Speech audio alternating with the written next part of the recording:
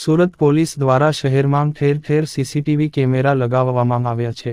આ CCTV camera દ્વારા મોટા ગુનેગારો સહિત સામાન્ય વ્યક્તિઓની કોઈ વસ્તુઓ ગુમ થઈ ગઈ હોય અથવા ભૂલાઈ ગઈ હોય તો તેને મેળવવામાં પણ કામ આવી રહ્યા છે. ત્યારે એક દંપતી રિક્ષામાં 5 લાખના દાગીના ભરેલી બેગ ભૂલી ગયા હતા.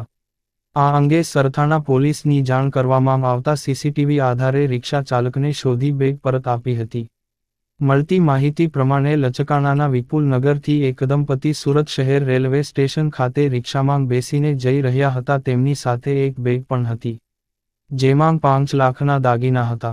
રેલવે સ્ટેશન પહોંચ્યા બાદ આ દાગીના ભરેલી બેગ રિક્ષામાં જ ભૂલાઈ ગઈ હતી. 5 લાખના દાગીના ભરેલી બેગ ન મળતા દંપતી ચિંતામાં મુકાઈ ગયું હતું. ત્યારબાદ આ અંગે સરથાણા પોલીસમાં જાણ કરવામાં આવી હતી. ચિંતામાં મુકાઈ ગયેલા દંપતીએ સરથાણા પોલીસના ઇન્સ્પેક્ટર MP ઝાલાને રજૂઆત કરી હતી. કિંમતી દાગીના ભરેલી બે હોવાથી સરથાણા પોલીસ દ્વારા તાત્કાલિક સીસીટીવી આધારે તપાસ હાથ ધરી હતી. સીસીટીવી તપાસ કરીને જે રિક્ષામાં બે ભૂલાઈ ગઈ હતી તેના રિક્ષા ચાલક સુધી પહોંચ્યા હતા. રિક્ષા ચાલકનો સંપર્ક કરી તેની પાસેથી બેગને પરત લેવામાં આવી હતી.